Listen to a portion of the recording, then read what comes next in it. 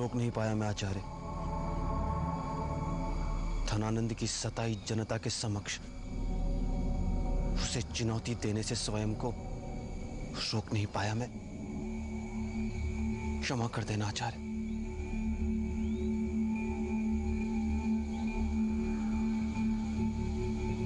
जो संकट में खतरों से लड़ने का साहस नहीं छोड़ता, वही जीवन में सर्वोच्च उपलब्धियों का वर्ण करता है। धनानंद के विरुद्ध युद्ध की घोषणा तो कर दी मैंने आचार्य, किंतु अब सोचता हूं कि इस युद्ध की विभीषिका में कितने असहाय निरपराध लोग यूं ही अपना जीवन गंवा देंगे। मातृभूमि की रक्षा के लिए यदि कोई दूसरा सरल मार्ग होता तो कितना अच्छा होता आचार्य। जो युद्ध अच्छे उद्देश्य के लिए किया जाता है वो इतना बड़ा अपराध नहीं होता जितना उसे टालकर पशुवत जीना। तुमने मगध की जनता को सम्मानपूर्वक जीने का स्वप्न दिखाया है, उन्हें दास्ता से मुक्त करने का आह्वान किया है। ऐसे स्वप्न बिना मूल्य चुकाए नहीं मिलते। यह युद्ध मानव को मानव की तरह जीने के लिए जितने चाहिए उतने बलिदान लेगा, किंतु बदले में उसे निर्भय होकर जीने का अवसर भी देगा।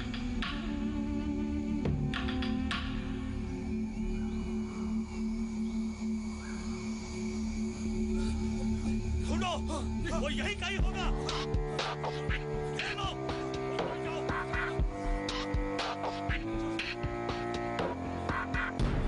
हमें शीघ्र पाटलिपुत्र से निकल लेना चाहिए, क्योंकि जितना हम यहाँ रुकेंगे संकट हमें उतना ही घेरेगा। बड़े से बड़े बंदी गृह में निकल भागने का मार्ग अवश्य होता है, आवश्यकता मात्र उस मार्ग को ढूंढने की है।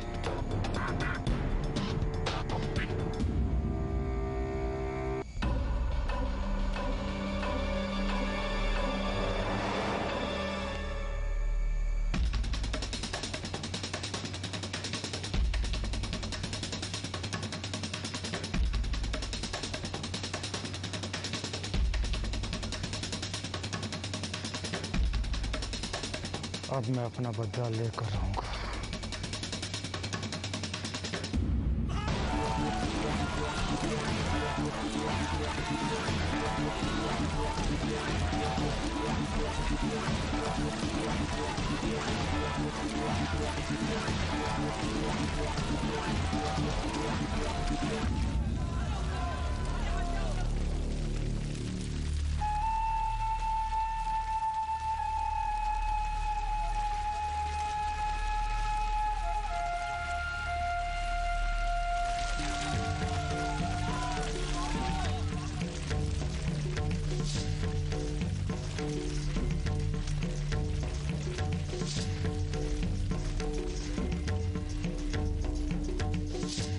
महाराज, आपके आदेश के अनुसार हमारे सैनिकों ने हाहाकार मचा दी है।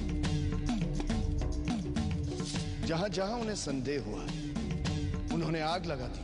पूरे नगर का आंखों देखा हाल मत सुनाओ हमें अमात्य। हमारे शत्रुओं को पकड़कर दिखाओ। जिसने हमें हमारी ही प्रजा के सामने चुनौती दी वो कहां है? वो चाणक्य वो कहां है? जाओ पकड़ो उन्हें। हम क्रोध में पागल हुए जा रहे हैं अमात्य। जाओ।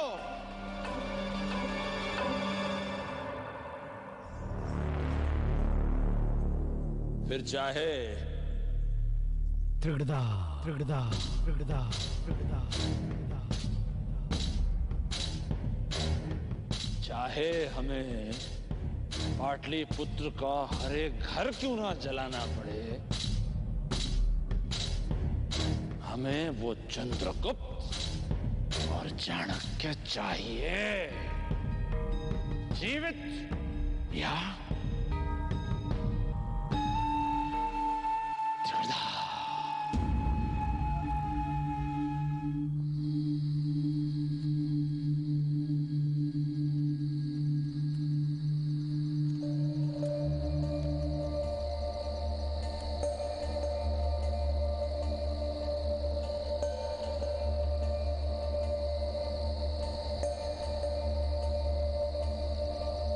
यहाँ तो कड़ी सुरक्षा व्यवस्था है आचार्य। पाटलिपुत्र से निकलना तो हमें नगर द्वार से ही पड़ेगा। इसके अतिरिक्त कोई और मार्ग है ही नहीं। सैनिक ही हमें यहां से सरलता से बाहर निकाल सकते हैं, इसलिए कदाचित हमें उनकी ही सहायता लेनी पड़ेगी।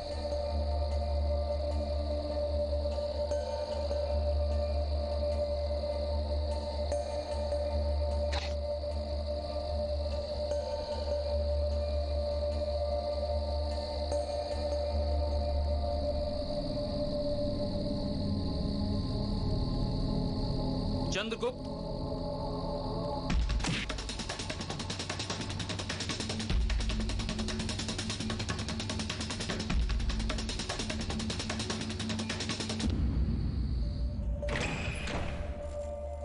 ये देखिए आचार्य, सैनिकों के हथियार रखने हेतु स्थान है।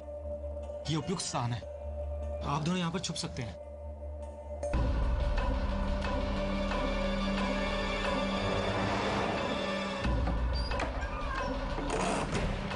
आ गया बदला लेने का समय।